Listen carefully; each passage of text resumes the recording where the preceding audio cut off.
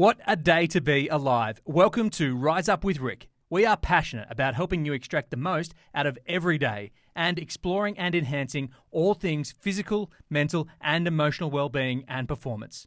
We are brought to you by runners.com. That's runnez.com, as well as rickmirabella.com. Radio, let's launch now. G'day and welcome to Rise Up with Rick. I tell you what, we've got an absolute ripper on this morning. Sitting next to me on the couch, I'm feeling very, very privileged. I tell you, one of the absolute megastars of the AFLW competition, current Hawthorn elite midfielder, Melbourne Premiership player, but her journey was not as routine as you'd expect. She's done a lot in her amazing 27 years on this earth. I welcome Eliza West. Nice, thank you for having me. No, fantastic. I appreciate you being here. You've come in. Now, Liz, obviously busy at training. As we film and record this, we're only a couple of weeks into the W pre-season, but you obviously work in personal training and fitness stuff, which is real busy. So I appreciate you giving us an hour or so of your time. Currently, where do you stand? I like to start at where you're standing right now in life. You're obviously in pre-season at the Hawks for the first time. So give us a bit of an insight into your life currently, where you're at, sport, life, family, all that stuff, and then we'll take a bit of a trip down memory lane. All right, well, at the moment, so week 3 of pre-season, we've had a very long off-season, but we were still training very consistently throughout then, but now it's actually like official stuff. So in the club 4 days a week, so Monday, Tuesday, Thursday, Saturday, there for big periods of time, which is great, and just on the track, plenty of meetings, lunch, lifting, all of that stuff. So when we go in, we're in for a good amount of time and having fun there. And then on my off days, I'm working at BFT, so just Monday, Wednesday, Friday, morning shifts, just to keep me busy and making sure that I'm busy and not being lazy on my off days. So I've actually got a bit more purpose day to day, and I think having that keeps me really in check with my routine, and I find I'm more organised when I'm busy. So love that. I love having that side to it as well, and just something to focus on other than football when I'm outside of football. Especially a passion. Like, you're very good with people. You're very good people, and you obviously love the fitness side of it as well. So that is a passion, and obviously helping others achieve, which is great. Passing on your knowledge and inspiring. Your average, which is great for routine and structure. I can totally empathise with that. Tell me about your average day at the moment. We're in week 3, as you mentioned. The Hawthorn pre-season. They're still at Waverley Park as we film this recording. Tell us about the average day at the moment. You're getting in there. Just take us through the day. What's one of the big days down there? One of the big days. Just give the listeners a bit of an overview of where you're at. Well, I'll give you what happened yesterday. Yeah, so perfect. Tuesday, one of the main training sessions out of the 4. So I rocked up about, what time did I get there? Maybe 9:15 for a 10 a.m. team meeting. So I like to get in a bit earlier just to get everything sorted, go have a little snack in the kitchen, whatnot, get my hand on some footies early on, and then team meeting at 10 to 10:30. Then we have an hour of prep, so people get taped during that time. During that time I do lots of skills.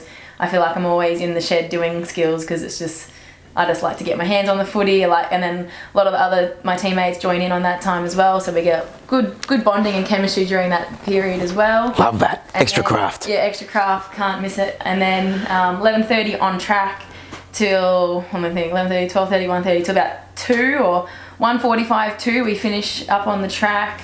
And that's filled with a lot of game-based drills. At the moment, training is lots of running and just understanding the game plan we want, going through some offensive and defensive things, but not too much contact at the moment. It's more just game-based stuff, which is great. And then lunch at 2 p.m, which is lovely. We had butter chicken yesterday. That was delicious. Great. And you took leftovers for dinner. I did take leftovers. I spoke to Liz on the phone. We only just organised this yesterday, as is my way. Spoke to Liz on the phone last night. She had butter. I said, drive home a long way down the peninsula. I said, hey, what's for dinner? She said, butter chicken. I said, delicious. Good work. Hawks getting through, sorry. So you had lunch, butter chicken. Yep, get fed well. Yep. And then Then straight after lunch, I got a massage. Got my 20-minute slot, which was very nice. important. Yep. Anyone ever miss out on the massage? Because, you know, you got, like, I only play local level, but all the used to put your name on the massage. Do people miss out? No, people don't miss out. Not at AFLW level. Don't worry about that. Everybody gets to go. And if you can't make your slot, we've got such a good team. Everyone's willing to switch places, and, you know, I'll take your slot now, and you can have mine. She's a real good tight bunch out at Glen Ferry. We look after each Now, other. do you have to write it like we did with the texture on the whiteboard? Nah, they do it for us. They're talking a little. Spoiled. This is what happens in the AFL land. Sorry, continue on. Yeah, and then after that was a bit of relaxing time. After that, I was in the gym with Casey Sheriff, and we were kicking the footies into the basketball ring, or trying to. From How'd you go? Distance, did not get it. Half court, 3/4? Yeah, it's about 3/4 court. Yeah, like good distance, and we would just do that for a little bit until we started our lift. So then we had our... What was your lift yesterday? Our lift was... let me think back to it. It was mixed, but we had like back squat, hang clean high pulls, bit of core in there as well. We get a good mix of like upper body and lower body. It's changing a lot at the moment, which is great. We get a good variety. That's one thing I'm loving. We've got a new HPM and S&C coach, and they are great with the variety in all our lifts. It doesn't feel repetitive ever. Good. And it's really individualised as well, so can't fault them at all. Beautiful. But yeah, love those two main lifts there. That was good. Magnificent. And then after that, it was protein, recovery drink, and head home. Chat a little more to people if you can, you know, hang around. It's a big day. Big day, yeah. So, Liz, what time did you leave Waverley? I think it was 5:45. It's a big day. So, you pretty much 9 till 6 as a rule. Yeah. Look, obviously, professional athlete, clearly we know that, but it's just good to hear because Liz has to fit work and other stuff and family in around that. So, amazing day, and I love that because people love to listen, and young teenagers like to hear that stuff as well. But it's really cool to see the insight, and these girls are working their bums off. You heard that day, like that 2.5 hour game sim and education and running session is enough. That's a session. That's a massive session. That was just a small part of what you did yesterday. Love that. Loving the new club, no doubt. Yep. And you said great words about the new coach yesterday to me. Loving that as well. Yeah, Daniel Webster is a star. Fantastic. Now, I don't want to work back chronologically, but you obviously have come from Melbourne as well, which you loved. You loved the girls and the staff there. Premiership player. Yeah. Premiership player. On your football journey so far, which we'll go into, and it's only been a short one, which is an amazing story. Melbourne Football Club, you had some huge highs, obviously culminating in the Premiership. You can feel this is a very different group at the moment with the Hawks. It's a very young group, and you can feel some good energy there. Yeah, plenty of good energy. So much potential, and coming into the club and just seeing like these young girls who are just have all these like footy skills because they've been playing since they were 10. That's cool. It's so awesome to see, and they're just running around. They know exactly what they're doing, and they just love it. And they're funny. They they always are like congregating in places together. Like there's never just one of them alone. They're always like together in a little group, and they're always giggling and laughing, and you're like, I don't know what they're up to, but it's probably no good. I don't know what they're saying, but I'm sure it's funny, and maybe a few years ago I would have loved to be in there. But anyway, you've come a very different journey. You mentioned that, listen, a lot of these girls now that are playing at the elite level, and it is a very good football, and it's a beautiful entertainment. I love the AFLW comp at the moment. It's just in a great spot, and it's only going to get better. These girls now that you're leading and you're mentoring have played since they were 7 and 8, which we just love. And our local club in our area we've got 33 junior teams, and we've got 15 amazing girls teams. Nice. And it's bloody amazing. And we're at the club the other night, Sunday night, all that stuff, awards, all the usual stuff at junior sport. It's beautiful. And more than half the room are young girls smiling and just loving getting better. I've trained a lot of them. They're amazing humans and athletes. But you didn't start playing under 8s. You didn't start playing under 8s footy. Now, Eliza West is from the Peninsula, down south, Mornington Peninsula here.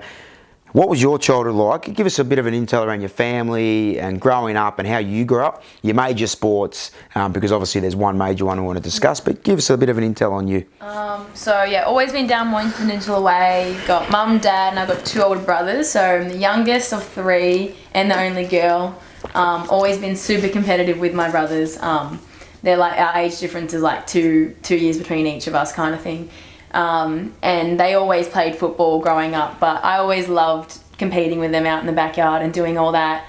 And so ever since I can remember, I always was just like running around, just, you know, being one of those crazy kids that just do that. And it was really interesting. My brothers played football, but I always thought it was just for them. I was like, oh, that's just the boys' sport. I'll play basketball and netball. So that's what I did to start off with anyways, just always playing basketball and netball since I was probably like 6 or 7. I've like pretty much forced myself onto my brother's mixed team. So under 10s team, they're 8 and 10 and I was 6 and I like forced myself onto this This is team. basketball. This is basketball. I'll just insert myself in here. Yeah. You guys can work. I don't care about an extra sub. I'm here. I'm 6 playing. years of age and I'm playing. And I remember my middle brother, he's so funny. He like was by far the best player on the team, but because I was like the youngest and the only girl and was like running around, running amok, they were like gave me some like special award at the end of the year, and he was so mad about it because he was like, that was my award to win, but just because I Still brings it up at Christmas. Yeah, still brings it up. Dirty on it forever. But yeah, and then so just ever since then, like loved basketball, and I always loved netball as well. I kept playing netball up until my bottom age 17's year, and then I was played basketball forever.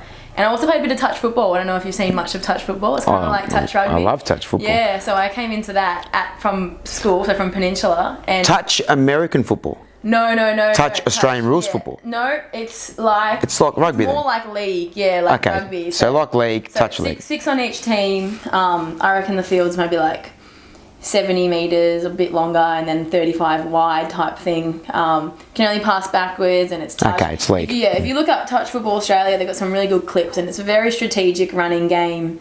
Yeah, it's awesome. Great, like agility. Did you play that in high school? Yeah, that's so how I the started Saturday in- sports. Sorry, so I do know the Harrowberries and that. Yeah, of Yeah. course. So in the APS system, they play that. Yeah. I understand. I know the game. Yeah, so I got into that through school, and then just was loving everything about that. So I dropped netball. I said laters to netball. Yeah, see you and later. then just kept playing basketball and touch until all the way up until I went to America. But for basketball, like huge, like it was life. Ball was life. You know, did all the state stuff.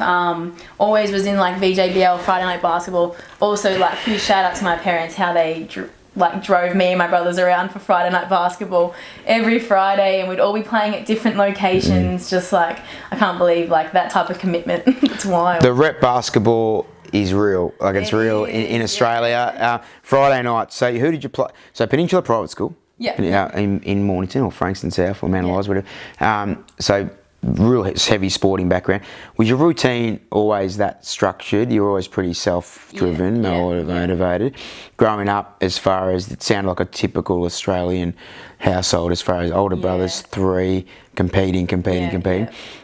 What are some of your happier memories about your childhood, and what are the more poignant things that stick with you around that early days? I'll give you lots of questions off the cuff. Lots of things. I'm going to give you lots of questions. Like completely not related to sport. I think like back to Christmases and stuff with the family. We always celebrate on the 24th because my mum's side's Danish and that's what they do in Denmark. So I always love Christmases the day before, and then on our way home we'd always drive and see the Christmas lights. I've got really good memories of that. Beautiful. And I think that was always something I loved. And my family loved to travel. My parents, we went to Fiji every year for I reckon 8 years straight. It was just the destination. I have so many good memories of Fiji, just running around on the resort. I'm sure we were those annoying kids that when you go to resorts, you're like, can those parents control those kids? And I'm sure that was us, always doing the competitions on who can swim the fastest or eat the watermelon the fastest. Just all of those things. So I have really good memories of family holidays and those special times. So you're talking. You reckon you're getting a fair idea on the West household.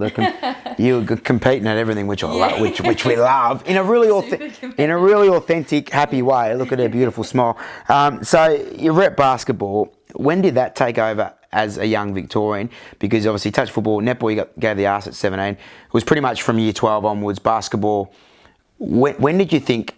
Well, when did you know? At that level, I can't even begin to imagine how you think about college scholarships and the like. Yeah. Well, probably, towards the end of my junior year, so year 11 and 12, which I think was maybe my last year of under 18s, and then doing some women's stuff with Sharks after that.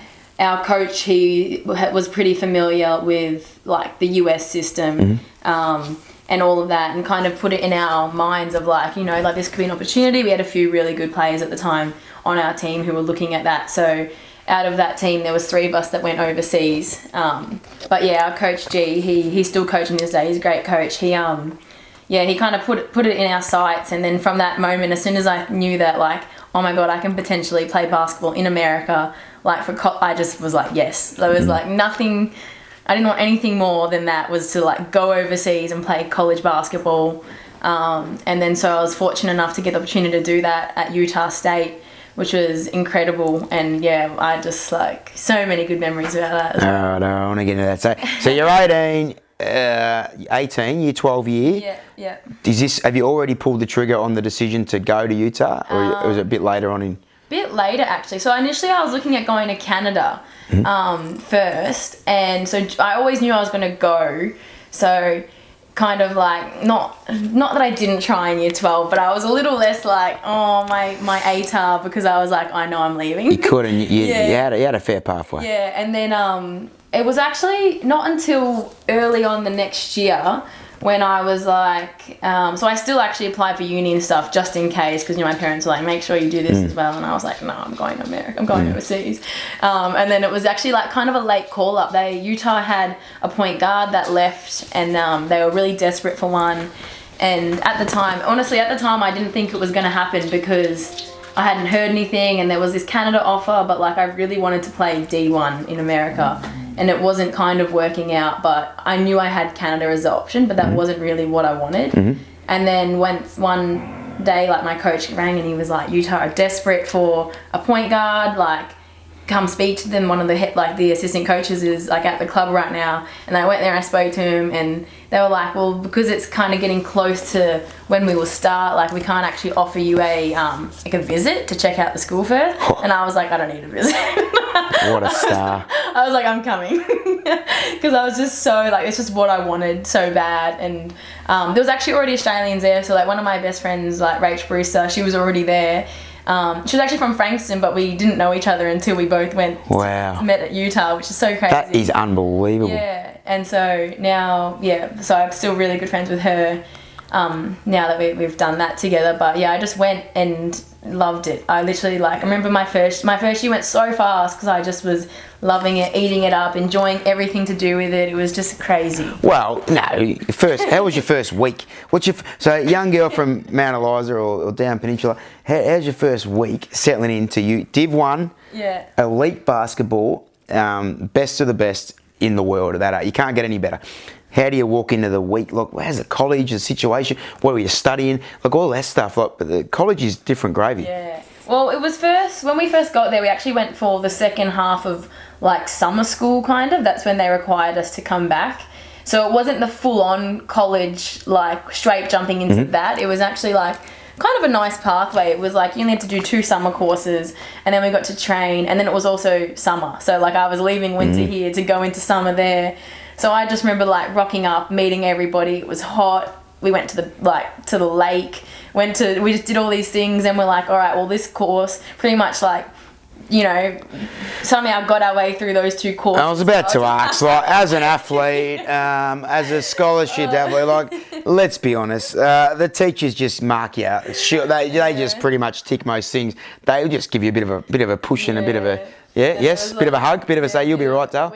We were honestly so spoiled, and, like, the amount of, like, leeway we got with assignments or anything, like, you haven't finished it and you just message them and be like, oh, I had training late, blah, blah, blah, I was really tired. They're like, all right, here's a week extension. Like, and you'd be very good at talking and saying, listen, I'm not quite there. I've had 40 hours on the track. I'm done. Yeah. Okay, so you loved your first. Oh, loved it. Your first impression was elite. Oh, awesome. Like, everything, like, I don't know, it exceeded what I thought it was going to be.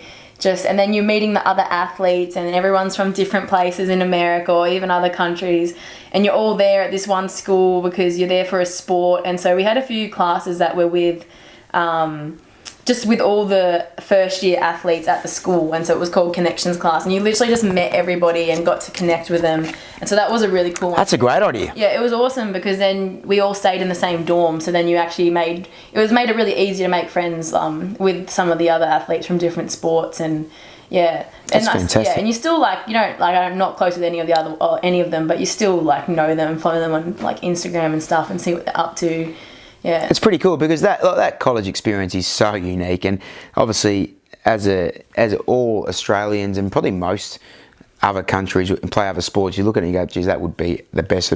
So the fact Eliza's had this amazing few years is unbelievable. When did it all start rolling into the real heavy part of the season? Because college basketball is huge, absolutely huge in America. It definitely, when you're in there, it definitely is right up there with the NBA. So, oh yeah, for sure. So tell us about that, because playing in that kind of environment is... So season doesn't start until end of October, kind of November. So that's when we officially start season. And then it rolls in all the way to March, which is when like March Madness and stuff happens. So for my conference, I was in the Mountain West, which is like a mid-major D1. We have to win our conference in order to go to the dance.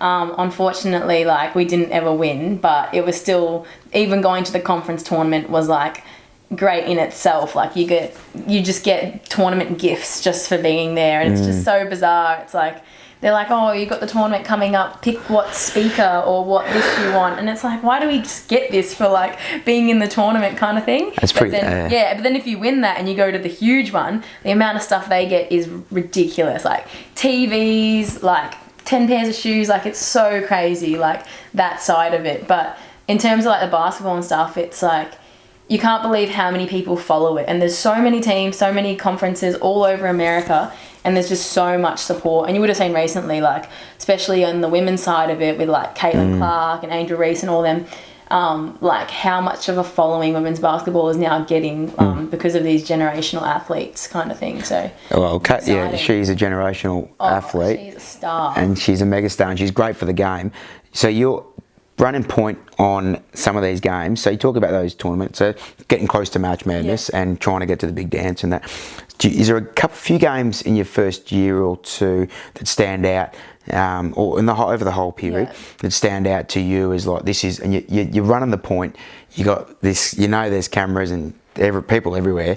There's a couple of games that stand out to you. You go, this is awesome. Like, I'm just going to dial in and just real. I know the bigger the stage, the better you get. I know that. But tell us about the memories of games, particular games. Oh, I'm so, like, I love playing and competing. And so every game, like, literally before every game, I'm nervous, but, like, excited nervous. I love to feel nervous and, like, the butterflies in my stomach. But especially before some of the bigger games, I love the crowd and, like, the thought of the challenge ahead kind of thing. And that it's like, you got to step up. You got to show up in these big moments type thing. And, like, as a point guard, it's more about facilitating my team. And I felt like I'm all about getting my teammates shots. That's been like, I was never really a score first point guard.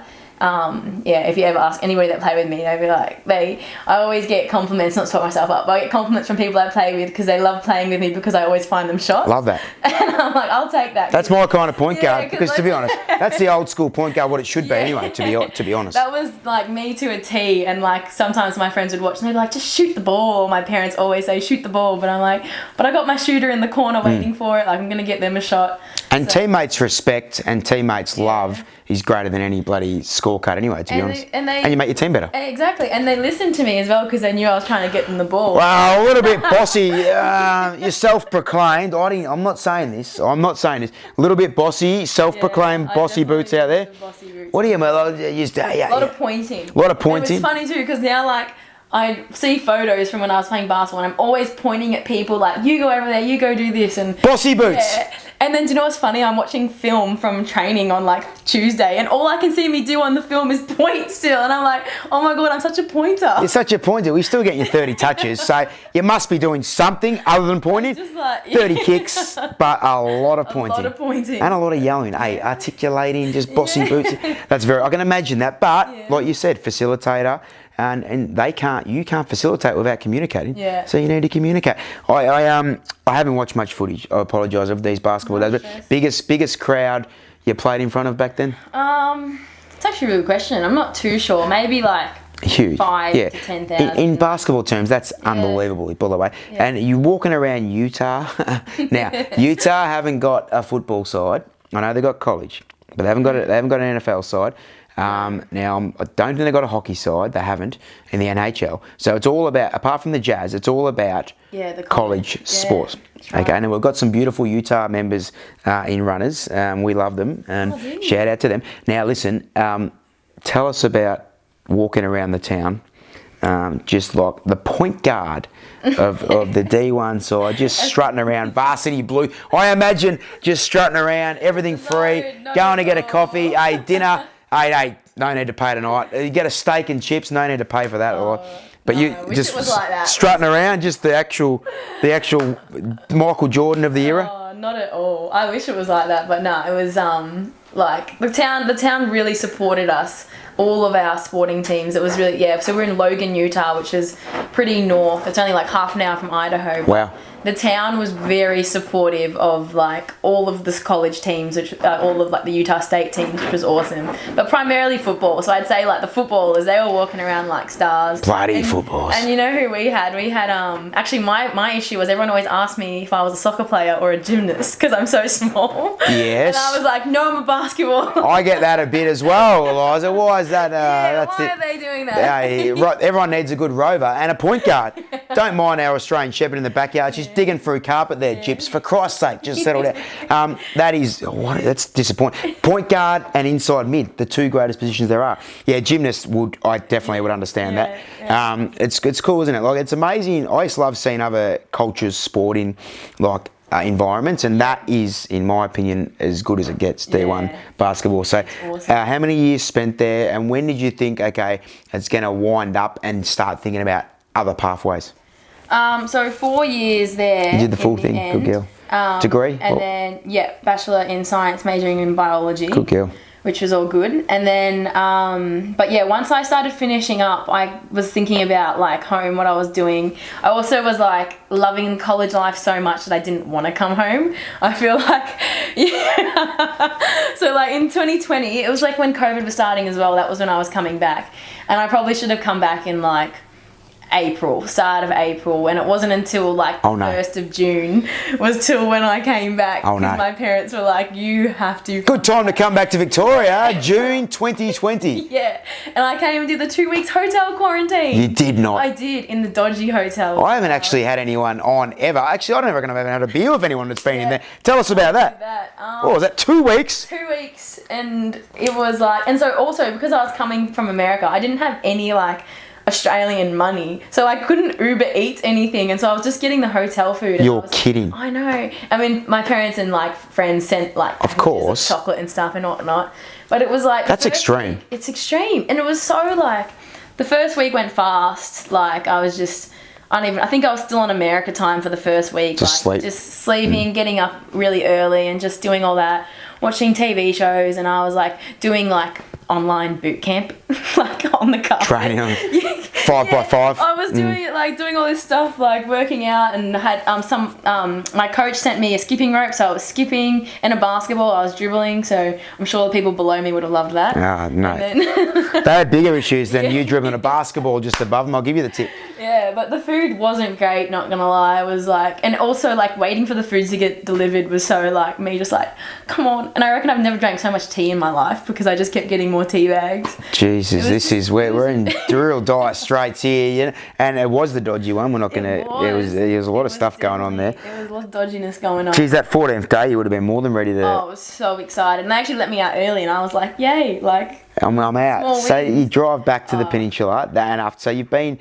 Oh, g'day, Chips. You've been in America. Gypsy's just having a patty. Yeah. She loves it. So you've been in the States for so long, and you finally come home settled on the peninsula. Like, this is good. I can take a breath. In this COVID time, was the goal, the pathways in Australia for basketball? Obviously, you've got the Opals, and this day you've got W, and you've got NBL 1 and these kind of pathways. Where to from there, and how does the TW Sharon just make its little way into your life? Well, so my goal was I already had something lined up with NBL 1 at Knox Raiders. Beautiful.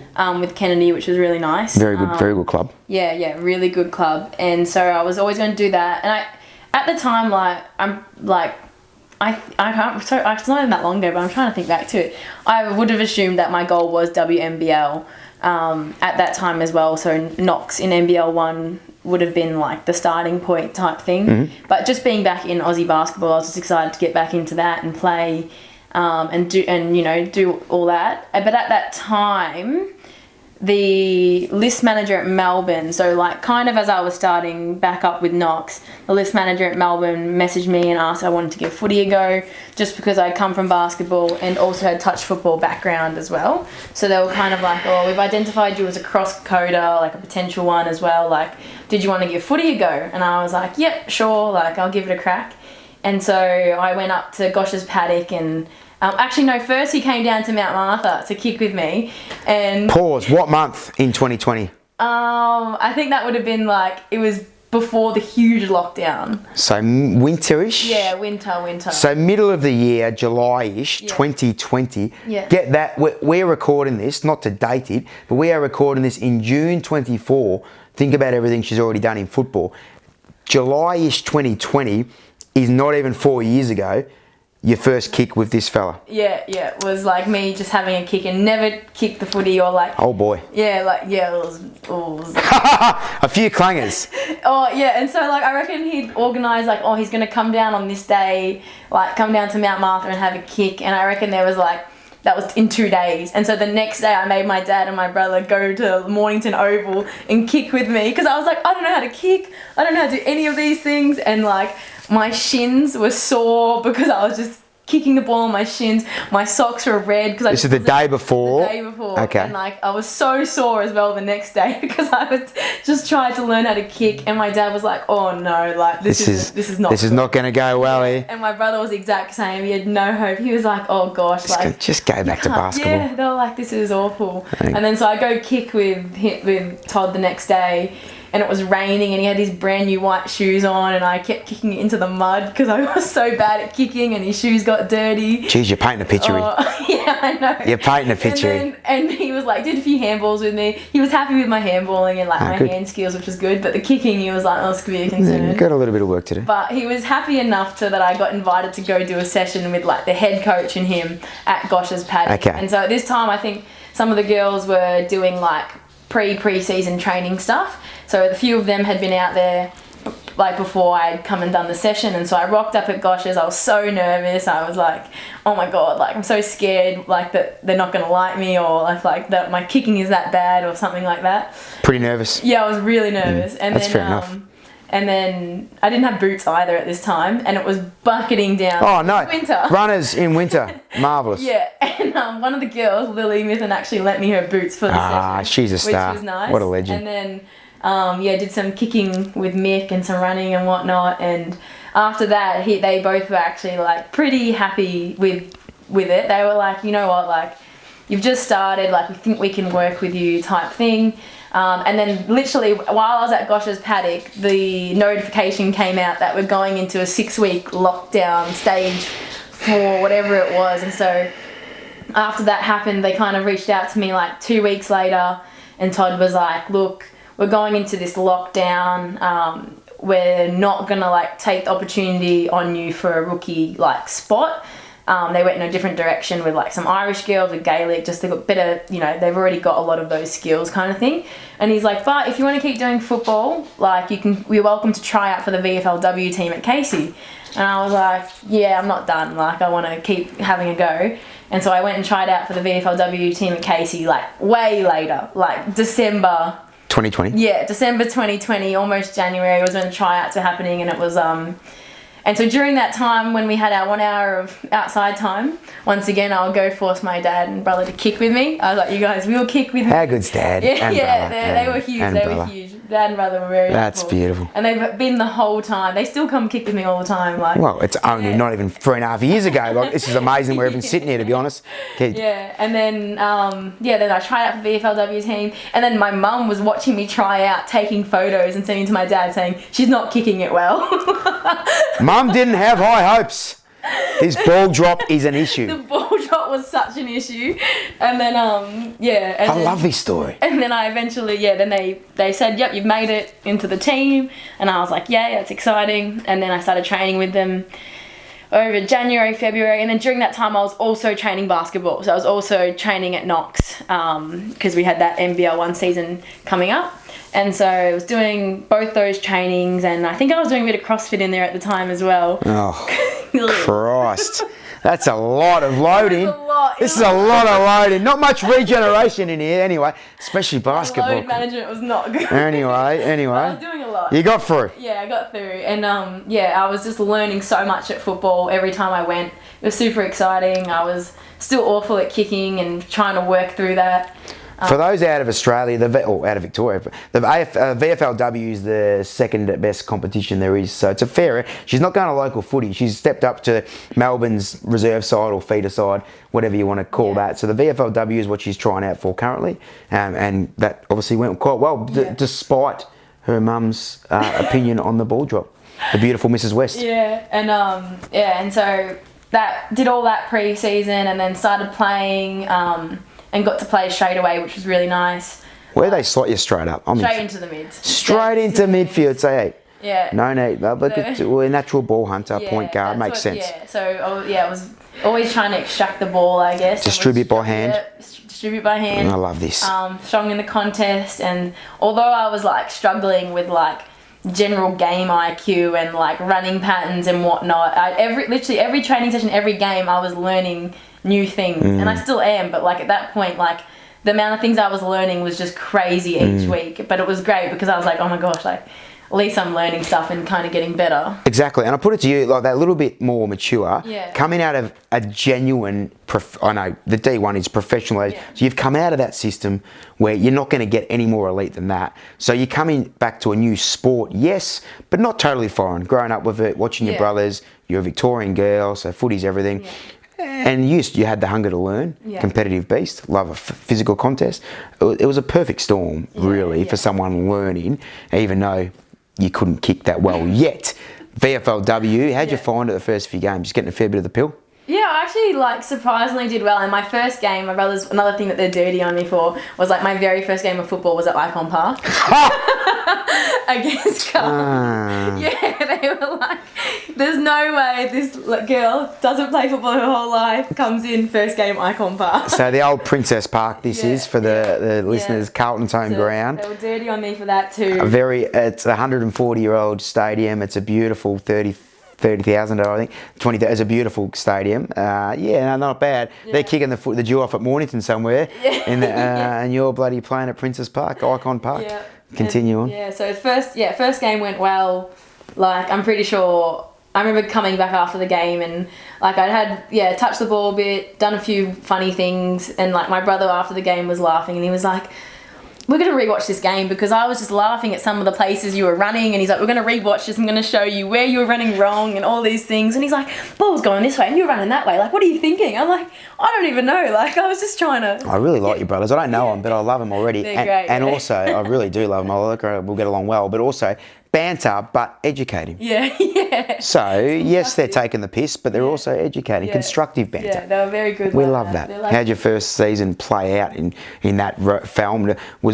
When did you realise that you were probably too good for the level, which is ridiculous talking about this, or when did people tell you you were too good for the level? I don't even know. Like some point during the season or even earlier on in the preseason, there was this one girl that said to me like, oh, I definitely think you're going to get picked up, and I was like, you're joking. Like I've had one game. I've had 10 games of football. Yeah, like I'm like can't kick, and then kind of as things went on, because our coach Peter, he was the midfield coach in the AFLW Melbourne side at the time, so he would kind of like give me a lot of feedback about stuff and say, like mix watching, and I'd see Todd and they'd give me good feedback about the games. And just say like, oh, we like what you're doing type thing. And so it's good. Yeah, so during that time I was getting a lot of good feedback about that. So I thought, oh, this may be like a possibility. And then we got to the prelim and we lost only just. But it was season 21. Yeah, in season 2021, yeah. And so I think out of the 14 games, I think maybe I played 10 and didn't play because of basketball. So whenever it clashed, That's nuts. I always chose basketball, and there was a few times where I'd go to a basketball game off the back of playing football in the morning. Just like a 10-year-old. Yeah, just like a 10-year-old. Just like your under 12s type setup. Go straight from basketball to footy or footy to basketball. There was a few times of Not that. playing probably definitely the second two best levels there are in the country. And then and then at the end of that season, I think towards the end, that was when Mick and Todd came over and they were like, we want to offer you like a rookie spot because you have for the first 3 seasons of football you're a rookie. So I still had so I just done that 1 season, and so I still had 2 more seasons as a rookie under my belt. So that was when they'd signed me, and kind of after that season, I can't remember if it was. I think it might have been. I can't remember, to be honest. At some point towards the end, they came over and were like, "We're really interested. Like, if you want to do this, we want you as a rookie," kind of thing. And I was like, "Yes, I want to do this. Like, I'm committed." So you still got thrown that same rookie basketball like they're not like the a crossover code. Yeah. That was the way you got. That was amazing. That's amazing in itself because obviously the AFLW draft is quite a big thing these days. And again, I've only met Liza a couple of times, and this is great, fantastic, authentically learning here. So the rookie draft, tell the listeners, you pretty much were predisposed to them and said, "Yep, I'm gonna." Yeah. So they kind of so it means I don't have to put my name before the regular draft. I get to be picked up earlier, which was really lucky and fortunate for me to do that because didn't have to. I guess I got to bypass the stress of you make your own. The draft. You make your own luck, buddy. You've done a lot of hard work before that. Yeah. First, okay, awesome. So Melbourne Football Club now. When this is still pretty big because I know you're still playing basketball at this stage, and I know you're still playing. Yeah. And even is it your first season of AFLW? When did you give it the arse? For basketball? Yeah, so... This is crazy. I did... So once I'd signed with D's, I'd done that... So both that VFLW season and then that NBL 1 season never got to finish. So that was 21. It was all cut. So Essendon and Collingwood didn't get to play the grand final, and then NBL 1 got cut off. And then going into that next season when I had signed with D's and was going back for basketball as well, because it was at the end of because it was still a summer season, we started pre-season, I want to say like October or something. Yep. So that would be pre-season for basketball. So I was doing pre-season training with football as well, and it was during, and I don't think my basketball commitments were as heavy because the season was done by April. Okay. And that was the start of the basketball season. So it kind of was like, working. They're amazingly hard games to play simultaneously though, like seriously. So it wasn't too much crossover during that, but once I got back into basketball, like I told you on the phone, my joints were sore. I was like, I'm fit from football, blah, blah, blah. And then I get on the court and I was like, oh, my knees, my ankles. And like we said on the phone, like football is the greatest game in the world. We're biased, but physical stuff, you can kind of callous yourself for that. You can't callous yourself for going and playing on hardwood and changing direction at 25, 30k an hour. Yeah, no. It's as you found out. First season at Melbourne Football Club, the oldest football club in the world almost, but definitely in Australia. The prestige, the history, Norm Smith and this Melbourne Cricket Ground, MCG. Tell me about your first season. Tell me about your first game. I can't wait to hear what your brothers said about your first game. You're playing for the Melbourne Demons. Yeah. So first game was against the Doggies at Whitten Oval, and so I played like my first. I didn't have to like sit out, which was nice. Where'd they spin you through? Yep, through the mid. Yeah, why not? Straight in.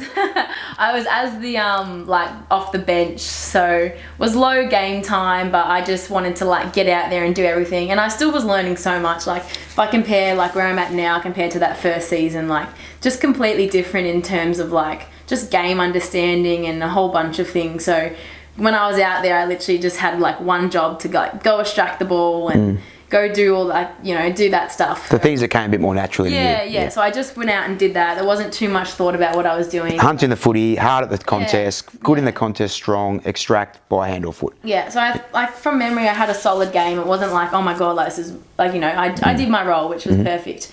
But yeah, once again, like my family, they came and watched and they loved it. Whitten Oval, another oval where they're like, Whitten Oval. Another famous oval. And just gets better. Don't worry, they were so dirty when I played at the G. We're getting to that. This is 2022. We're talking now, viewers. Yeah, is that correct? End of 2021. Yeah, start 2022. the season 2022. Yeah. Yes. We made the grand final in that season, but lost to Adelaide. You lost to Adelaide. Adelaide Oval. Erin Phillips went nuts, and she is a machine. Yeah. Erin Phillips, one of the greats of the game in 2022. That first season just found your feet, but had a lot of good form too. Yeah. So I felt like, as the season went on, I progressively kept getting better, and there was a lot of learning, and the coaches were great. Like Mick was great for me because he just knew that like every session, every game was a learning curve for me. So he was really good at not putting extra pressure on, because it was just like, do your best, and that was what I did, kind of thing. And they kept feeding in more information as we went on, and the game plan was pretty simple. So like it all worked out really well. Simple's good sometimes. Very good. Simple works. Simple. Everyone's on the same page. And then but that season finished off really well. And then after that, they extended. What did they do? Oh, because I got the 1-year contract. And then after that, I got a 2-year contract with them. So one on my rookie year, and then one would be outside of the rookie Fantastic. year, which was really nice. So I was like, all right, I've got another 2 years of footy to keep getting better. Keep learning. Or 2 seasons, sorry. And then that was when that season got brought earlier. So then that was where issues came with basketball. So I went back to basketball, and then I was like, hey, like, sorry, but I'm actually starting pre-season in 2 months, not even 2 months, in 6 weeks. And then they're like, well, how's this going to work? And then it was kind of at that time when I was heading into pre-season, talking to the HPM and everyone, they're like, well, if you're going to keep doing basketball, then we're going to have to take you out of drills at football because load management. And it was kind of at that point when I knew I was going to be managed at football that I was like, no, I don't want to do basketball anymore, because I really didn't want to be taken out of any drills at footy.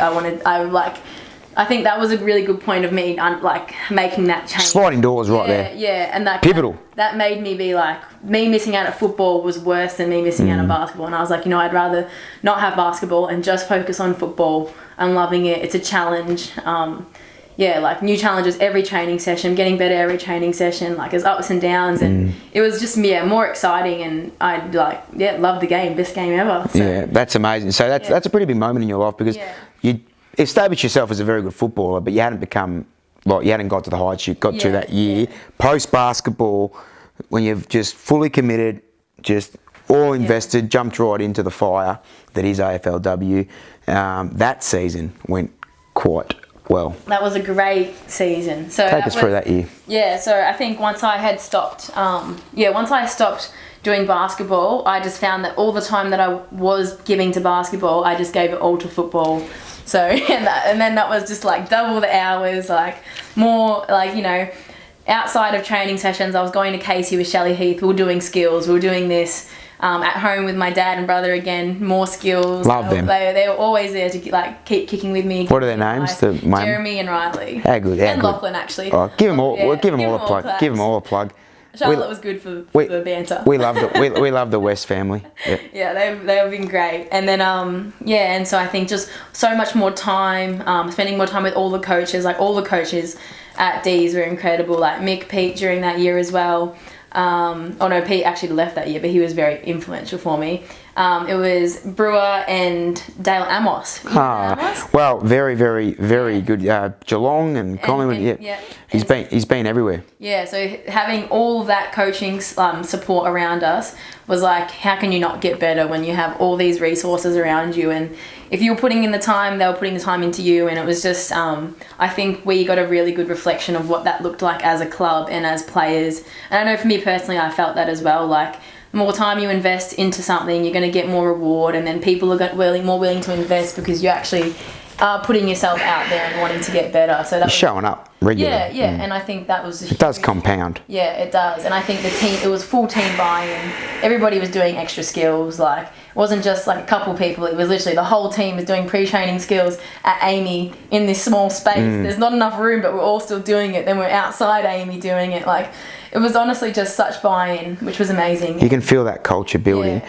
When you're in that kind of environment at the elite level or any level, in business or whatever, like you kind of feel it before it happens. Like you feel that you just kind of everyone is on this wave Absolutely. of doing, like, you were always doing the 1%ers. Yeah. You would have anyway, that's just your personality, but everyone buying in, everyone doing the team things, people willing to not put themselves up in lights and put others in lights and celebrate and be each other's cheerleader. Yeah. You could feel that permeating through the whole group all season. Always. And That's cool, eh? I love that. It was honestly amazing. And then we had, like, at training, there was such good, like, healthy competition. Like, it was crazy competitive at training, but it was always so good. And we always got the most out of it. But yeah, you could definitely feel it. And I think you could tell in games, like, there were so many games during that season that we started off poorly, like down 5 goals, but, like, nobody was stressed at no point was everybody like I don't remember who it was. Someone kicked like 3 goals against us straight away in our semi-finals against Adelaide.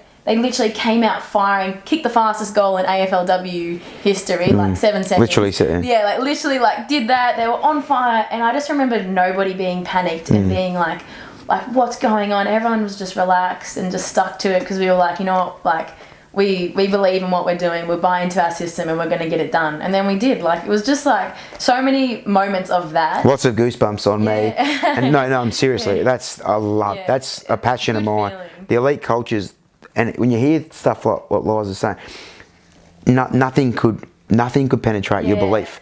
And that's why you're relaxed and calm and courageous in the moment, because of that. Yeah, and I think, like, the work we'd put in during the season, we knew, like, you know that nobody had done what we had done in that pre-season. Like, the amount of contest work we did, I think it really showed throughout our contest game in that season, and that was why we won. Like, I think at heart, like, we were fundamentally strong in the contest, and that was the difference, like, getting it out cleanly to somebody who's on the move, and just, like, so simple, but, like, that's kind of was the difference in the game. Simple, but repetition. And I've got to say, in reps equal self-belief, and you guys had done the reps as a unit, so you had that all over self-belief. It wasn't just 5 years doing the extra reps. You're all doing the extra reps, the quality reps, and that gives you that self-belief. Confidence is fleeting. Confidence is like motivation. It's fleeting. You can't pin your house to it, whereas you can pin your house to self-belief. And that is, I love hearing that. Again, didn't know that. Brilliant story. And the Melbourne, it just sounds very much of the Magpies men's system of 23, really. Just doesn't matter what happens out there, just continue to trust the process, trust your system. Finals time, you would have been pretty excited rolling into finals. So excited. Yeah, because you knew what you'd been building throughout the year. So take us through the final series. Pretty big part in your life, no doubt. So first semi was again. It was against Adelaide, where we started off poorly and then ended up winning that. And we'd beaten them round 1 that year. So we had the grand final rematch round 1, and we beat them. And it was like, I think at that point, us beating them and kind of, like, putting that, like, beating that giant, we were like, oh, we can do this. Like, that, I think a lot of belief happened from that game, because it was just like, it just showed they're a superpower. Work. Yeah, and that showed that our work in that pre-season, like, paid off. We were so strong, and we were almost like the scary ones. And then love that. Yeah, but then round 4, we got pants by Brisbane. They ran amok on us, and we lost that at Casey Fields, and so that comes in later when we play them in the grand final. So then we played this whole season. We've only dropped a game to Brizzy. I think we were sitting second, so we ended up playing Adelaide first. We beat them, and then we versed North Melbourne to get into the grand final. North, we never beat convincingly, so that was like they were always a team that was like, all right, we have to bring our, like, A game, because they're always a hard beat, but we always managed to kind of get on top of them. So we played them at the G round 2 actually, and that was another one that looked like we were going to lose, but we had a late goal that allowed us to win. But then we versed them in the semi. Daisy kicked a nice snag, kind of sealed the deal for that game. And then we had Brizzy come up in the grand final. And I just, like, the thought of how, like, they smashed us in that round 4, like, could have easily been on everybody's mind. But I don't know what it was. That week leading up, we were like, no, we knew exactly where we went wrong in that game. We're not doing that again. Like, we're coming to win. And there was that whole thing about, like, where we're going to play, because people wanted it to be at Icon Park. Or like at Metricon, or because it was supposed to be Brizzy's home game because they finished top, but they wanted at Springfield, which was their very new stadium, that same size as the Gabba and whatnot. It had only been laid for like 2 months, So they were like, it's not actually ready to be played on. But Brizzy were adamant that they wanted to play on that ground, which honestly helped us. It worked in our favour, because when we first got there and like had a little kick around, captain's run, the ball did not bounce. Like if you kicked it, or like if you threw it up and let it bounce, it would go this high off the ground. Not bad for Eliza West. Great for me, but like I remember thinking that like wherever the ball bounces, it's not going to go far, so I'm just going to go to where it's going to bounce, and like it should be fine. But Brizzy, they were a running team, so like that didn't help them at all. They didn't do their due diligence very well. They did not, and they said that afterwards. And now I play with Batesy and Bodie, who were in that Brizzy team at the time. We always talk about that. I'm like, you guys are stupid, and then Batesy's like, we're not talking about that. How was your morning of the grand final? Because you're going to tell us about your game in a minute, but how was your morning of that day? Like, preparation and the like? Morning was great. Just got up, had my breakfast, had my coffee. I think I don't even remember what I had. What normally before a game? Typically like full breakfast. I'm typically like a wheat bix. Yeah, how many wheat bix? 4. Oh yeah, good effort. Bit of Milo or honey, honey. Yeah, and I like peanut butter as well. Oh yeah, that's good. Yeah, it's a good mix. I really like that. I'm gonna have that. Yeah, have that. I also warm up my wheat bix. Oh, you're warm. I'm cold. No. My kids are warm. Yeah, I'm a cold operator. I like warm wheat bix. And then and so I had that, and then I would have had a pre-game like meal kind of thing, which was a wrap, fat wrap with everything in Magnificent. it. Yep, love that. And then then have my general snacking before a game. I always like having a Milo bar, and whatever, lollies and bananas and pikelets. So I'm very like, I'm not too crazy with my routine with like what I need to eat and stuff like that. Like there's things I like, but if I don't get it, it's not the end of the world, because I found that like good attitude. Yeah, you can't. I feel like earlier on in like basketball days, I'd be like, I have to eat this specific meal, but then one day you wake up and you forgot to buy the tuna, and now the world's over because I'm not getting my meal. And like, brilliant mindset, love it. So I just kind of take it, whatever I feel like in that time is what I'm going to have, and that's what's right for me. Whatever you had that day worked pretty well. Yeah, it was good. Right. And then and then got to the game. It was hot day in Brizzy, of course, hot wind as well. And I just remember being excited the whole time. Yeah. Just like all day I was excited. Yeah. Like when you're excited and happy, good things happen. Yeah. Always. And I think that everyone was just like happy and embracing the opportunity that we were there, and like we knew we deserved to be there. And it was just like, I remember like rewatching the game, and they're showing like both teams pre-game, and every one of the D's girls is smiling or looks relaxed, looks like everyone just embracing the moment of being there during the national anthem. Love that. And so like that was just huge to see that as well, because that's how it felt. It just felt like so excited to be here and to have like to play this game. There's only one game left, and I'm in it. Like that. There's the thought of that. I don't know, that was like the best feeling ever, thinking that there's no more games after this, and we are the last game. And like, that's crazy. You're a pinnacle, like you're a competitive beast. You've said that since you were 5. You snuck yourself in the basketball side at 6. You're a competitive beast. You're an athlete. You've gone D1 basketball. You've gone everything. But a grand final in the AFLW is the absolute blue ribbon, like the gold medal in 100-metre sprint, Olympic type stuff. You're in a grand final. Like, it doesn't get any better than that for a footballer. It doesn't. I don't care who you are. It doesn't. In the highest possible standard. So here you are in your moment. Fair to say it didn't wilt. Tell us about the next 90 minutes, 100 minutes.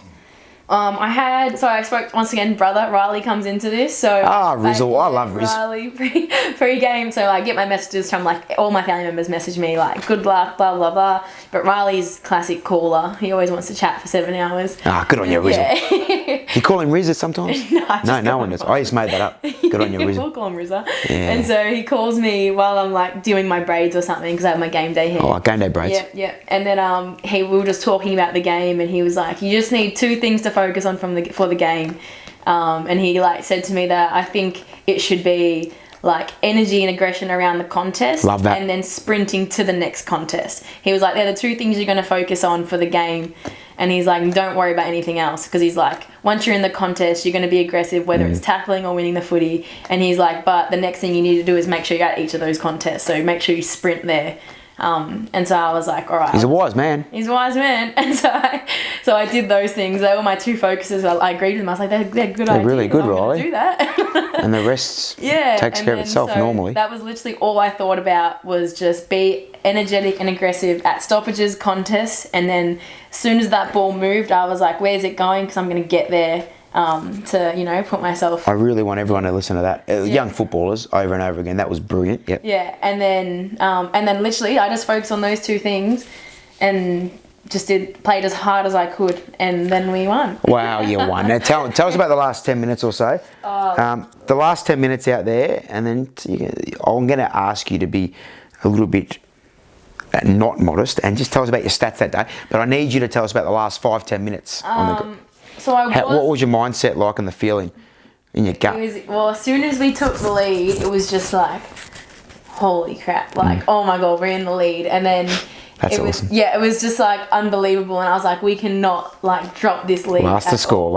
Yeah, and then we put Kate behind the ball, so to get a bit of, we went pretty defensive in the last like however many 5 minutes. So Kate went behind the ball, so we had that +1, and we were like, they're not scoring, we're going to hold on to this. And I ended up my turn for rotation, so I ended up rotating off, and so I was just watching it from the bench at this point, and I was like, oh my god, there's only 2 minutes left. Like, everyone hold on. I think I was just screaming. Tell the listeners the score at this stage. Yeah. Where are we up by? I think we're up by 4. Yeah, it wasn't much. It wasn't much. It was very close. It was literally one goal. Could have gone either way. Yeah, and I just remember screaming at everything and at everyone, even though they couldn't hear me, but it was just like so tense, and I was next to Mick, and it was just like, it was crazy. What was he like? He was, I can't even remember. You always try to, as a coach, you try to be calm. You really do, because people are going to feed off you. But at the end of the day, we're all aggressive animals and emotional beasts sometimes. And I'm a bit of like a jumper, so like when it starts getting close, I start like kind of jumping. A bit of nervous pogos. Yeah, I was doing some pogos. Nervous pogos. I was doing some of those. Could have torn your Achilles on the bench.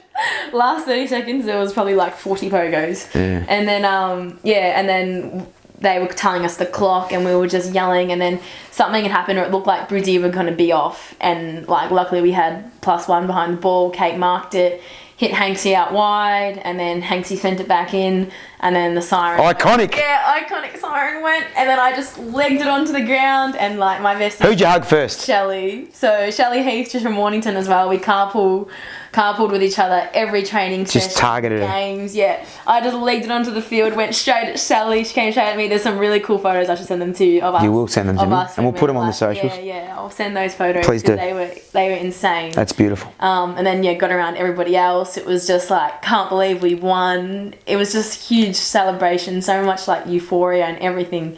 The best feeling, honestly. And even like knowing that we were going to win before it happened was such a good feeling as well. Like, it was like, we've done this. And I just couldn't believe it. I was like, we've won. Like, how have we won? Like, this is just incredible.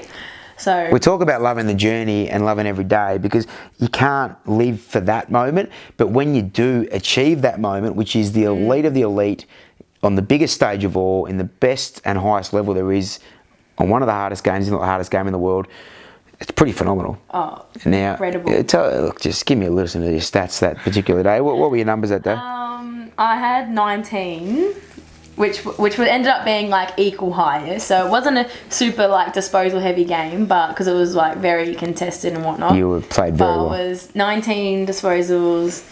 I'm not sure about like the tackles and clearances. I'm pretty sure I had a few tackles. She was elite. She was magnificent. It is so pivotal and so important. Lots of handballs. Lots of handballs, which we love, and I'm very much a 4 to 1 handball man as well. I love that ratio. Yeah. She's a megastar. She was pivotal that day, Eliza. She was magnificent on the biggest stage of all, and a lot of stuff. As an athlete, you want to be able to rock up and perform, and those numbers just show. Look, you look so cool and calm out there. And like you said, I actually haven't seen that footage of before the game, but the happiness and the laid back and relaxed style, you're always going to go out and deliver. I love that. Who was hours the week or two post that? Oh my gosh! Clock off everything for a few weeks. Who was best on ground after? Oh, there was a few. Who won the down low, the coveted down low award? Who? Oh, did you have a footy trip? Maeve was pretty good. Maeve was always good. We ended up actually having a little footy trip getaway afterwards down Where'd you on go? the farm. So Lily Mithen, they've got Anthony Mithen, beautiful. the horse farm, Rosemont ones. We went there. Very good horse family and media family. Anthony is a good media performer as well. So they were really kind and let us all stay Beautiful there. family. Yeah, so beautiful. And so we had 2 days there where we just and it was just us. We made it Fantastic. that we're just going to have this footy trip with just us, celebrate it together. And it was honestly the best time knowing that it was we were all in this house together, just enjoying each other's company for the 2 days. That was honestly really well set up by Lily, and I think Liza Mack did that as well. That was awesome setup.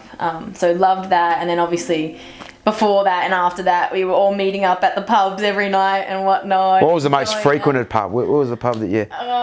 Somewhere in the city. I don't know the city places. I just send me the location. Yes, rock up, I'll be there. I'll get me Uber from Mount Martha. I'll pick up Shelley Heath on the way, bang. At least you and Shelley can get in the same Uber on the way back as well. Exactly. Any other Peninsula girls in Melbourne at the time in that flag? No. So you and Shelley, just split an Uber, we're sweet.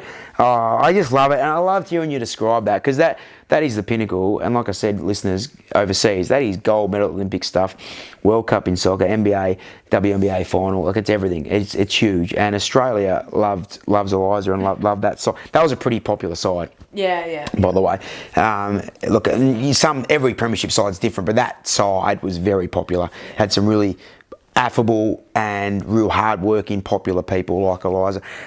So that's amazing. You're never going to forget that. No. Pool room, memories, grandkids will bloody hear about that magnificent work. Where do we find you now at Hawthorn, and how did this come to be the last year or two? And how you're obviously very settled and love the joint.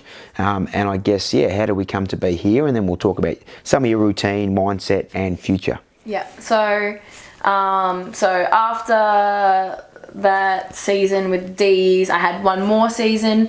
So we played that last year. Unfortunately, it weren't as successful.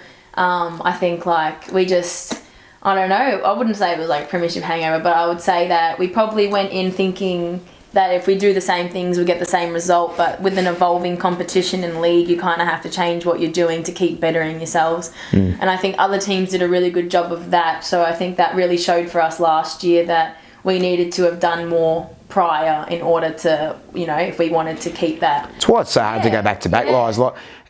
You guys had the perfect system in that moment, the perfect attitude, and I don't think the attitude of the system was off at all. It was just more that evolving, and people, you're the hunted, and people have got a lot of vision.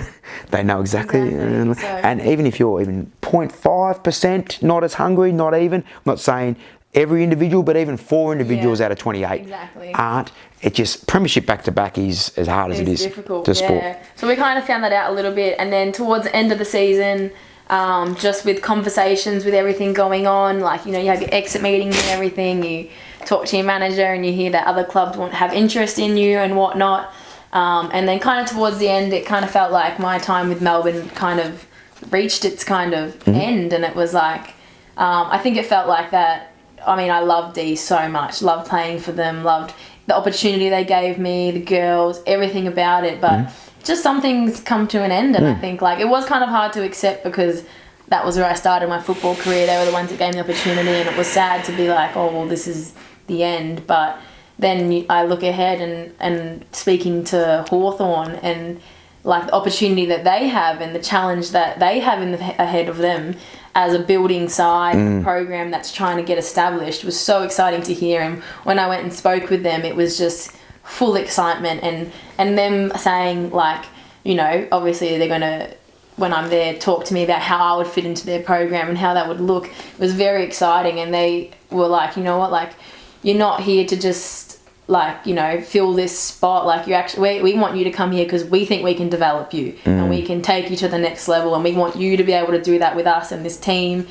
We've got these players around us, we've got these new ones, this is the group that we want to shape, this next generation of football and take the league to the next level. And it was really exciting. And at this time I didn't have a head coach either. I just was trusting the GM, I was trusting Max and Mitch and Keegan Brooksby, just on what they were saying. But they made a really great point, and I was like, you know what, this sounds exciting, a new opportunity, a new challenge coming from D's, who are really established team, have so much experience and talent, to then come into something a program at a completely different time, it honestly was really exciting for me. And you know, they said they had a 3-year deal for me, and I was like, you know what, I'm committed for 3 years. And so that was kind of how the move happened, and my transition over there was so smooth. Like, everybody in that club is so like accommodating, friendly. I know they're like, oh, Hawthorn's a family club, but I completely understand why. Like, ever since I've been there, I know so many of the staff, like the men's program, men's staff, everybody that you walk past says hello, how are you going? If you don't know them, they introduce themselves to you. And love that. Yeah, it's honestly like such a good place to be at. Love that. Yeah, so I think having that type of culture was huge for my transition, because it just made... We're that kind of person as well. Yeah, and so I felt like I slotted in really well into that. And then the team is amazing. Yeah, so, and a new challenge, like you said. And like, you want to progress. Like, you've only been in the game 3 or 4 years. Like, so the fact they've really invested in you individually as a footballer and athlete, and of course you're going to help them a lot with these 18, 19, 20-year-old young guns. So it's a perfect storm, and nothing, there's no sadness. You've had a great time at Melbourne, and now you're going to have a great time at Hawthorn. And I think 3-year commitment's pretty good for your personality, being so driven and determined by structure. Like, that's, you're locked in. You're locked in. Like, there's no, this is it, this is us, let's go. We've got 3 years to really build a program and build a legacy and something special. I love that. It's exciting times. It's week 3 of pre-season. So we're loving this. We're right in the hard stuff, like real time. Are you a time trial operator? Like, what if you're, now I always ask this, obviously I do this a lot with footballers. If you had to win a race at Hawthorn have come higher up the rankings, just listen, don't get 50 metres, 400 metres or 3K. Which one of those two? Which one of those 3 would you choose to come higher up the rankings? 50 metre, sprint operator. I would even make it a 10 metre one. Yeah. Oh, you're a real fast twitch. I like it. So the 3K, not your go. No. You're a basketball background, to be fair. I sit. Actually, that was like my main thing. Like, transitioning to football, the aerobic capacity in that running was one of the bigger challenges. Obviously, aside from like the kicking and all that, that was the main thing that I was like, oh, I really need to like just improve that aerobic capacity so I can just be on the field longer, get to more contests, do all those things. But I have found every pre-season I've had, I definitely have like gotten more and more fit. It is malleable. But this like off season, I like the program that we got for running was a lot more like longer based hard effort. So I guess more like threshold stuff. And that just helped me so. I've never felt fitter ever. That's great, Ross. And the improvement I've had this season compared to my other ones has been crazy. And I'm like, oh, now I actually enjoy running a lot more. You're only 26, 27. Yeah. So 27, mate, the world's your oyster with that as well. Like, obviously, that's a big part of what I do anyway. But a lot of the footballers I have fast, and I work with, and fast twitch athletes, a lot of, not all of them, but their biggest thing before they get drafted or want to get is that malleability of aerobic power, lactic threshold work. So it's very... Gypsy, move your ass. Look at it. We've got the Aussie... If you can't see, we've got the Aussie Shepherd just on the ground. She's having a sleep. Now, that's brilliant. And it's just about... There's more than one way to skin a cat, so train it from the right angle for you. And that makes me very excited that you've got the engine higher and you're able to do that. So, okay, 50 metre or 10 metre sprint. And we're right in the middle of pre-season, which is real tough for those out of Australia. You've got to be, I always say, as an Australian rules football, you've got to be a UFC fighter, you've got to be a 5,000 metre runner, you've got to be a 100 metre sprinter, you've got to be a decathlete, and you've got to be quite crafty and smart, all at the same time, which is, you've got to train all those facets. That's why we love it so much. But as Eliza mentioned, I've always as well loved this facet. You don't have to be this genetic freak or this athletic freak or 6'4". That's why it's the best game in the world, because Eliza's has 30 touches and dominates and he's best on ground. And like she's mentioned, she's not tall, and people think she's a gymnast and all that stuff, which I just love that. And that's why it's the best game. As long as you're tough, smart and willing to work, the rest just flows, and that's why you're going to play for another 200 odd games. Tell us about some of your biggest takeaways mindset wise, young athletes, young footballers, because I reckon we'll talk about a little bit of the future in a minute, but I reckon you've summed it up pretty well. So takeaways, or a bit of takeaway stuff for the listeners, not just young athletes. We've got lots of people, 70, 80-year-old members in runners and on the listen to this all over the world. So takeaways just for living a happy, productive, healthy life, but also getting the best out of yourself as a young footballer. Yeah. I think, well, first of all, like around mindset. Mindset is so huge in like all sports with people competing and training and even like that. I think it's always the idea that it's not always going to be great. And I think it's hard sometimes for people, like they have one bad game and it affects them so much, and even a bad training session. And I think I've just learnt that like sport is just full of ups and downs, and you might have 3 awesome training sessions in a game and then you're just not having a good one the next time, and that's okay. That's just life, and you're not always going to be on top of the world, but it's just that you keep turning up and keep responding. And I think in like times of adversity, it's how you respond. And I think the stronger you can be, like mindset wise, of like, I'm just going to keep showing up and bringing my A game, no matter of the result, your performance, you know that you've given your best, and that in the end you will keep having more better days because you keep showing up for yourself.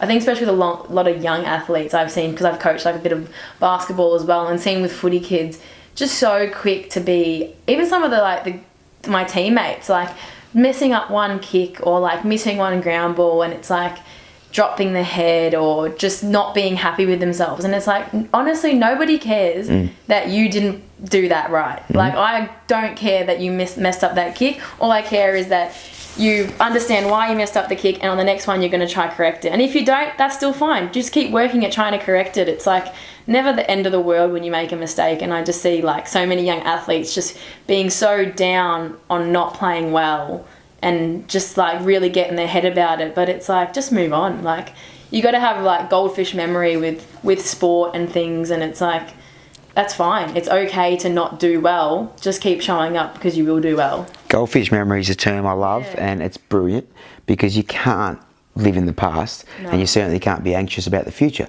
So it really is only that next minute or that next second or that next contest. Brilliantly spoken. You're gonna coach for a very long time after football, because I do this a lot, and I've worked with a lot of people, but you speak amazingly well, and you get straight to the point, and what you say, what's important. That was very well said. Great advice for any youngsters out there. Just love it. You've heard Eliza talk about, before the biggest day of all, smiling, happy, just loving their teammates and loving the journey. You've heard Eliza talk about doing the extras, but loving that, and not just thinking it's a chore, because movement isn't a chore, it's a privilege. And the fact that they're playing at the highest level, that is amazing, but you guys can do it at all kinds of levels. And Eliza said about ups and downs in sport, well, that's life as well. So if you're listening to this and you're in your mid-60s and you think everything's going good and then it does not good, that's life. That happens. It's not linear. So you got to roll with the punches and be fluid. But like, we can say that as often as you like, but it's just about taking a breath and being kind to yourself, like Eliza said, like compassion to yourself and to others. But as long as you're compassionate to yourself, then you miss a ground ball, you fuck up a kick, it doesn't matter. It doesn't matter. Move on. Goldfish memory. If you're not sure what that means, it means goldfish have a memory of 5 seconds. Yeah, 5 seconds. If you're not sure what that means, it's really bloody important. Future, obviously Hawthorn now. What's on the plans for you the next decade or two? Who even knows? Who even knows? Oh, that's what my parents always tell Lots me. of What flags. are you doing after football? Hey, what's your mum and dad's name? Charlotte and Jeremy. Charlotte and Jez, come on. Hey, she's in the peak of her powers. Let her enjoy it. That's later, me. Well, I've got no doubt you'll coach. I've got no doubt. I've worked with that many footballers, especially about athletes, and you are the most ready-made coach I've ever seen. But I'm not just saying that. It's a lot to do with the way you've come into this. You've had to work for everything, but just everything and the way you communicate and the kind of person you are. Most ready-made coach. So that's in the future, but that's wow into the future, because you'll be playing the next 100, 150 games. I'm actually never going to stop playing. She'll be playing. Look, when AFL is no longer, then 38, 40, you can just make your way down to the VFL, and then end up playing down at Mount Martha or Mornington when you're 50, just snagging goals. I love that. That is the attitude we want. Any final words for the listeners? Any final words to wrap it up? I just think. Oh, I mean, I could probably add another thing to like what I would. Keep going, yeah, I just have one more thing that I think is really important. It's your show, not mine. But like we did this one. Well, it's all around mindset. Mindset's huge. It's everything. It's honestly everything. It sets you up physically. So we had Ben Crow come talk to us, and he was talking about like getting prepared for whatever it is, whether it's your race or for like me, obviously it was a game, and it was about how to bring your best game, and it's A plus B equals like your best game, and A is like what you can control. And then, so like, your attitude, your energy, all of that, that's what you can control and bring to whatever thing you're trying to do. And then B was like, think about how you felt in the best game you've ever played, or like the best run you ever did. Like, how did you feel at that time? And then just think about feeling that again. So it was like, if you just bring your best effort and energy, or your 2 simple words, and then feel how you felt at that time, then the rest will take care of itself, kind of thing. I think that was huge for me. I always thought like I play my best when I'm energetic and aggressive, and I know that I feel immersed in the game. So like me getting into that zone, those 3 things, I'm like, all right, I'm ready to play. You reverse engineer back? Yeah. I love that. Yeah, and so I loved that. And a huge thing he said was don't focus on the things you can't control, because you can't control them. And there's just no point. So that's a huge one too. I think people can take like, amazing. yeah, if it's raining on a day, like don't be upset about it and worry about it, because you can't control the weather. So just focus on what you can control, and that's your attitude and your energy. So it's a privilege. That's what it was. Well, that's good. Well, it's Ben Crow's fantastic. Keeps it really simple. Yeah. Really, really important stuff though for young listeners, but everyone. Like, there's no point worrying about weather or opposition or anything that you can't control, not feeling well, whatever it is. Umpires, definitely. Any of that stuff, apart from the fact that it wastes energy and it creates the stress hormones that we don't want, it's futile. So what we're going to talk about is bringing our energy or whatever makes us feel good, play good, sorry, and then you have the feel good in the moment. How does it feel? How does it feel when you're at your very peak of your powers? Yeah. Eliza's given, look, if you just listen to that last 5 minutes, I don't know, 1,000 times, you'll definitely be in the best mental. You'll be impenetrable. You'll be an absolute weapon. Eliza West has brought some absolute gold to the table. I really appreciate your time today. Gypsy loves you. Gypsy has not left Eliza West's feet. If you can't see, I don't think off camera, she is loving you, the 11-year-old Australian Shepherd. She is loving life. She ran to the door to see her as well. She's a big stretch, Gyps, big stretch. I really appreciate your time. Yeah, thank you so much for having me. I really do appreciate you. You're a great human being, and we love you. And hey, she's one of our own now at runners.com. Don't worry about that. We love it. I tell you what, if you want to follow her, you can see her on all the socials. If you want to connect with her, she's a beautiful person, and she's going to be a great coach one day. But before that, unfinished business. Lots of good football ahead the next decade or so. So I thank sincerely Eliza West. You've done something by listening to this. Is going to make you much better tomorrow. And I tell you what, it is a magnificent day to be alive.